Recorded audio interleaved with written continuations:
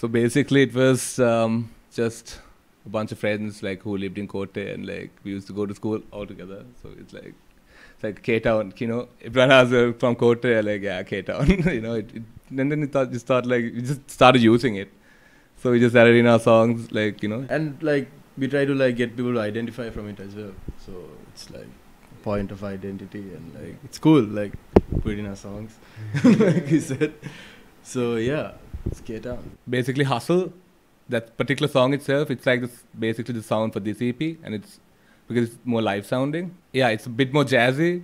We've used a lot of elements like a bit of progressive rock here and there. So like Hustle was more of a studio recording that we like took it as a studio recording, like the procedure.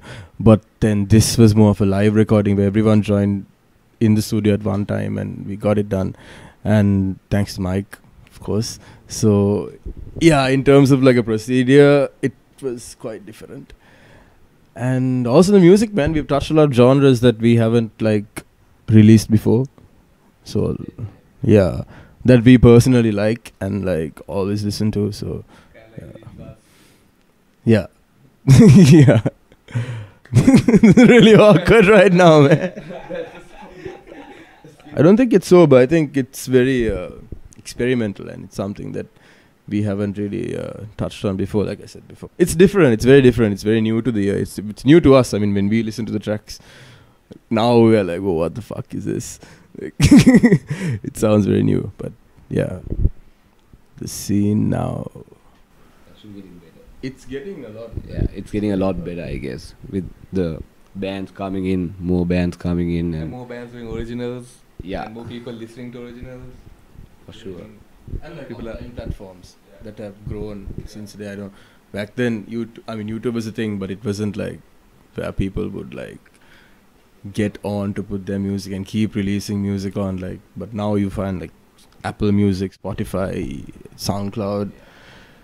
Like so many platforms that people could. Platforms like Decibel. Yeah. Yes, who are like surrounding the music and, you know, like paying attention to it. So I think that has grown a lot.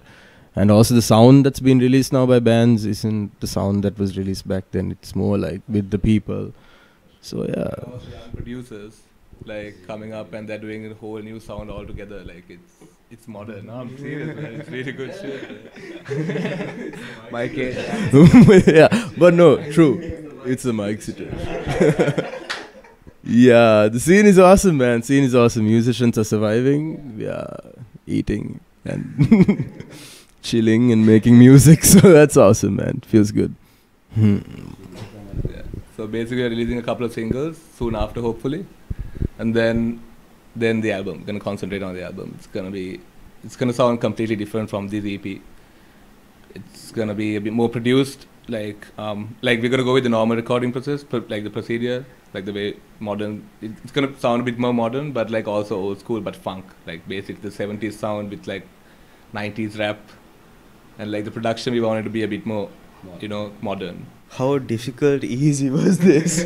Wow, what a question. Okay. So you know how they say how a musician's canvas is silence, and unscripted to these guys, they have so much of color and so much of emotion, so much of feel. And when it came to putting these guys inside the studio and just getting them to sort of play it right or play it from top to bottom in one go all together, it was more, my task was sort of to get them out of their heads and into their bodies. That's practically the role that I played inside the studio, right? I mean, that was practically it. And it wasn't, I mean, it was definitely a big production, but at the same time, I wouldn't call it a tough one. It was really fun. Yeah. As long as this is what you love. We recorded 2 songs at Yamaha Pro Studios because we thought it was...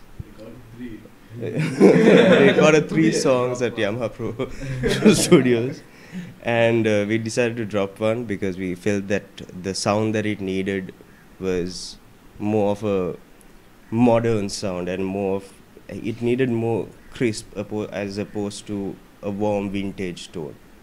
And so we recorded one song at Surya Village because of that reason. I wouldn't call this the first, but with with a lot of people in this generation, my generation of musicians, yeah, this is the first.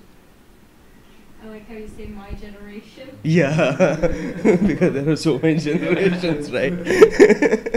Soul, for sure. A-Team is sick. Unscripted, man. Yeah, for sure. The Soul. I really like Costa. Who else? I'll go with. Oh, Drill Team. Love Drill Team. I mean, I see Charita Attalage, Rhythm, those guys are doing a lot of interesting work. Right? Definitely all the bands that these guys mentioned as well. It's huge, man. Yeah, it's quite difficult to sort of. Yeah, like on like each one of our playlists, I'm pretty sure there are like 9 to 15 local musicians that we blow up when we are drunk and stuff. So yeah, there's a lot of artists out there, man, and good guys who are doing good work. Definitely, man. Shout out to those guys. It's a big deal. They represented us. I mean, from the underground scene, it's really huge. And like, yeah, so everyone's doing a good job, man. And we listen to everyone. And I think everyone has some good shit out there. We got for Rai, we got 2 session musicians. I mean, artists to come in. Three. One was for the tabla, and that's Tarindu Tisera. And then the cello, Armasha Tisera, and on the violins, Tehani Tisera. And then we got one more for a song titled Untitled. It's this guy called Prashant, young kid playing on the trumpets. Beautifully done.